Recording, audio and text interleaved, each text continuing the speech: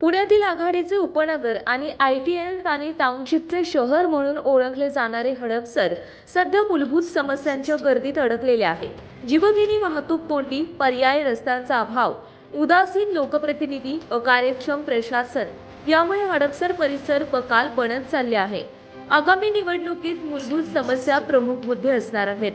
हडपसर विधानसभा मतदारसंघात समाजवादी विचारसरणीचे स्वर्गीय रामभाऊ तुपे, स्वर्गीय विठ्ठल तुपे पाटील, काँग्रेसचे माजी राज्यमंत्री बाळासाहेब शिबरकर, अखंड शिवसेनेचे स्वर्गीय सूर्यकांत लोणकर, महादेव बाबर, भारतीय जनता पार्टीचे योगेश टिळेकर आणि सध्या राष्ट्रवादी काँग्रेस अजित पवार पक्षाचे चेतन तुपे यांनी आमदार म्हणून नेतृत्व केले.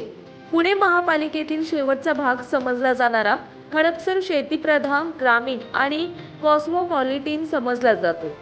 मगरपट्टा सिटी, अॅमनोरा टाउनशिप सारखे दोन मोठे प्रकल्प जगात नावाजलेली Serum institute of India, Vasantdada sugar institute, राष्ट्रीय द्राक्ष संशोधन केंद्र याच हडपसरमध्ये आहे. आयटी क्षेत्रात नावाजलेले हडपसर येथे लाखो नोकऱ्यांच्या संधी उपलब्ध झाल्या, परंतु राज्य शासनात, महापालिकेत विविध जबाबदाऱ्या मिळूनही लोकप्रतिनिधींना भरीव कामगिरी करता न आल्याने पुण्याच्या पश्चिम भागाच्या मानाने पूर्व भागातील हडपसर बकाल झालेले दिसत आहे.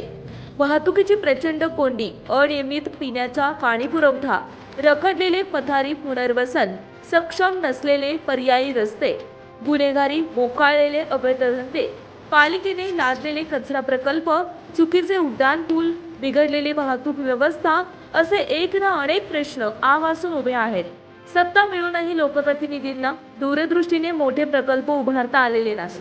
पुण्यातील सर्वात मोठा लोकसंख्येच्या मानाने मतदारसंख्या असलेल्या हडपसरमध्ये शासनाचे किंवा महापालिकेचे वैद्यकीय हॉस्पिटल नाही. मगरपट्टा येथील स्वर्गीय अण्णासाहेब मगर रुग्णालयाची दुरावस्था आहे.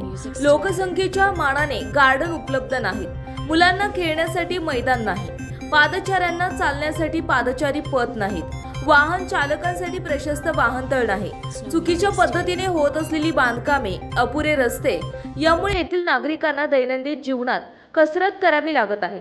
निवडणुका आला की उमेदवार मोठमोठी आश्वासने देतात, वचननामे जाहीर करतात, परंतु प्रत्यक्षात यातील कोणतेच प्रकल्प साकारले जात नाहीत. त्यामुळे राजकारण्यांविषयी नागरिकांच्या मनात प्रचंड रोष आहे. आगामी निवडणुकीत हडपसरमधील रखडलेले मूलभूत प्रश्न कळीचा मुद्दा ठरणार असून येथून दुसऱ्यांदा आमदार निवडून येत नाही. हा हडपसरचा पायंडा कायम राहणार का? रखडलेले हडपसरचे प्रश्न सोडवण्यासाठी पुन्हा नव्या उमेदवारास संधी दिली जाणार का? नागरी प्रश्नांमुळे हैराण जनता मतदान पेटीतून आपला राग व्यक्त करणार का? याची उत्तरे आगामी काळात दिसून येतील.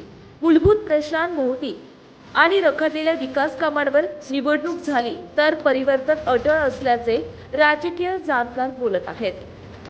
मुळात हडपसरचा विकास म्हटलं तर हडपसरच्या लोकांचा चेहरा डोळ्यासमोर आणला पाहिजे आणि प्रत्येकाचा विचार घेतला पाहिजे. तर त्याबाबत कोणीही विचार घेताना दिसत नाहीये.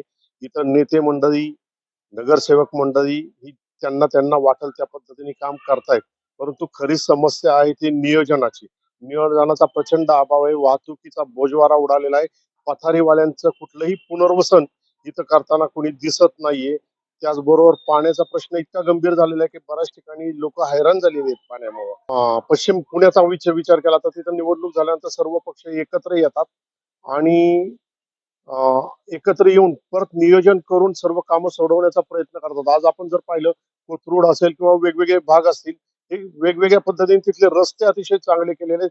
इथं असा रस्ता केला जातो आणि नंतर कुणी पाणीवाले येतात, खड्डे खणतात, वेगवेगळे डिपार्टमेंट येतात, केबलवाले येतात, खड्डे खणले जातात.